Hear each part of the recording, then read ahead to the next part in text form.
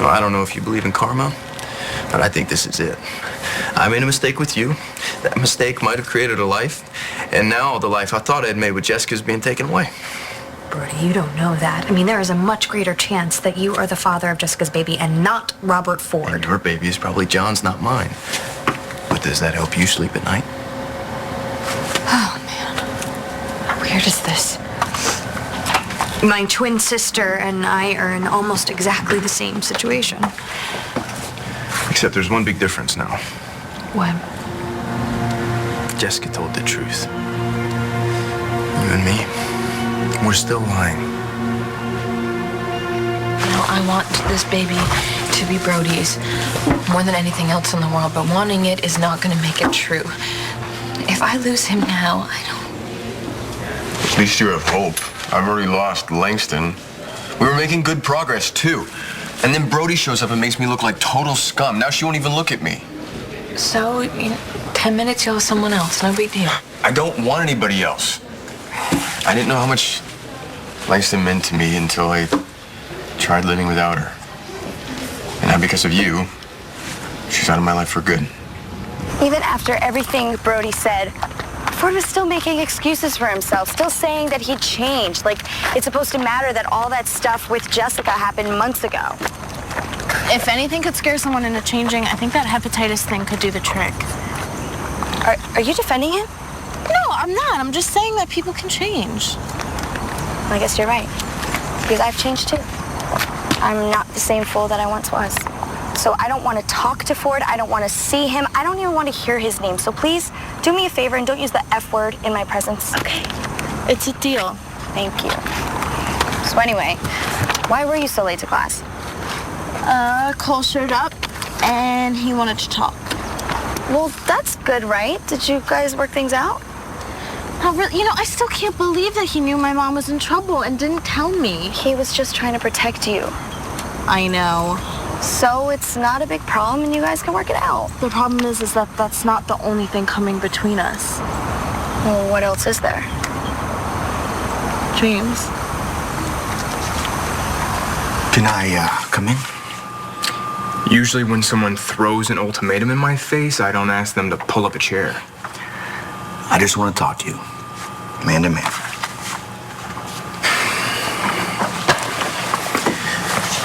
Look, you're new here, so maybe I should cut you some slack. About what? Well, you don't know what it's been like for me and Star. I mean, maybe you think we're just like any other couple. I don't think that. Well, I don't know what you think you know or what you heard, but you don't know anything about us.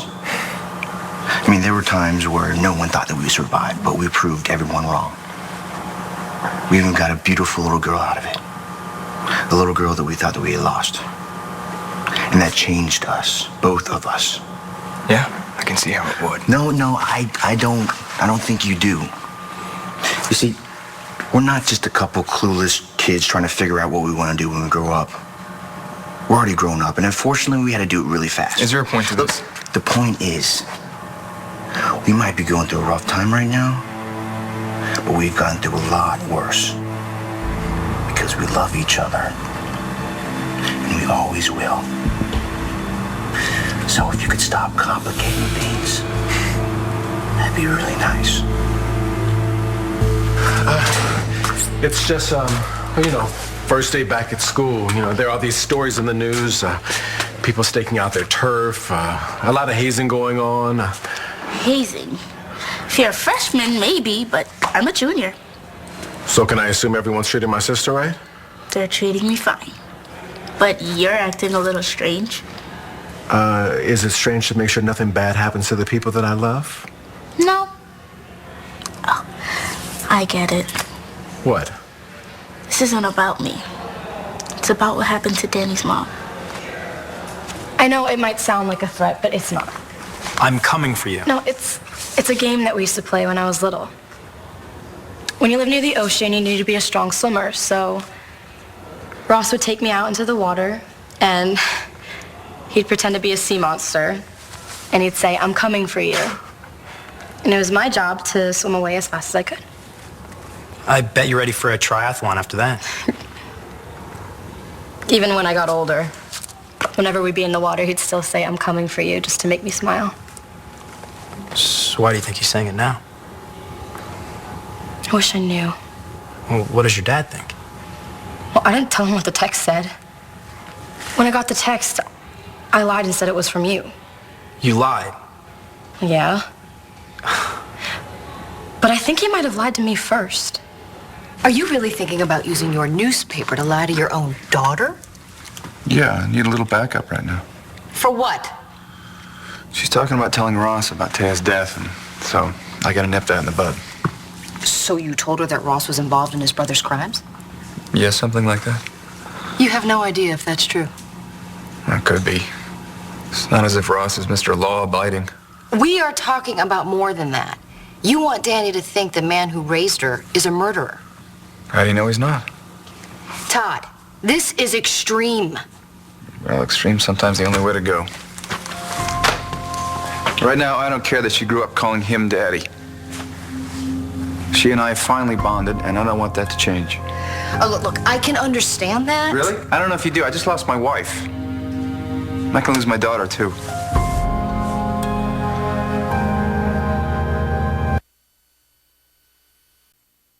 Danny might have been raised by Ross, but you are her father. You are not going to lose her now. No. I don't know. Taya warned me that if Ross found out about her death, that I'd have to deal with him at some point. Does he even know about Taya yet? I mean, she hasn't reached out to him or anything, has she? Nah, but the fact that she wants to makes me nervous. And your answer to that is to turn him into a cold-blooded killer. Okay, do you think Taya would approve of this? I don't know. Maybe she doesn't. I feel like she's watching me all the time. Well, you know, maybe she's trying to tell you something. I do not think you need to demonize Ross Rayburn to keep Danny close to you. I think you need to trust what you have built with her, Todd. Trust is not my strong suit, Kelly. Tell your daughter the truth. Because if she finds out you lied to her about someone she cares about, you really will lose her. My dad told me that Ross was a part of all the terrible things that his brother did. And you think that's not true? Well, it can't be. I mean, Ross, I've known him my whole life. He was always so great to me. And yes, he got out of control last year, but still. I can't imagine him helping his brother kill people. So maybe you're right, and Todd's lying. Yeah, but Todd's done some bad things too before I met him. Yeah. But he did really come through for us when we needed him.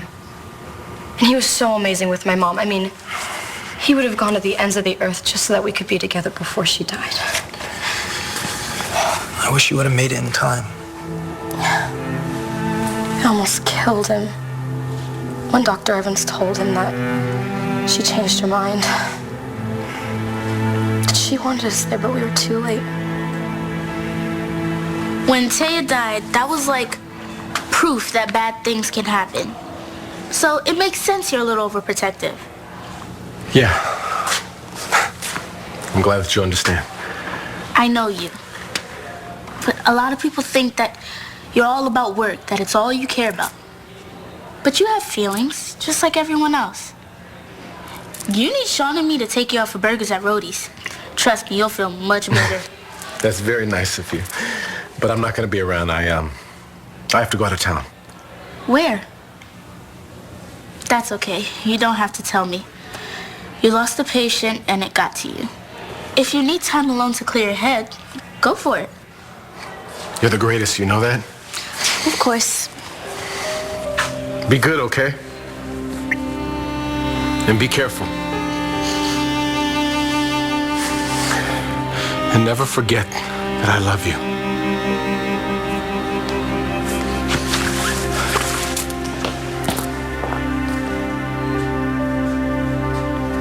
How am I complicating things? By telling Star that you want to be more than just her friend? Why wouldn't I want that? Star's awesome. But she made it very clear that you guys are together. So I told her I was sorry and I backed off. But are you saying I'm not allowed to be her friend now? Cole made a couple snarky comments to James about us being in the same class together, and he brought up James' past, and it got awkward. So Cole still sees James as a threat?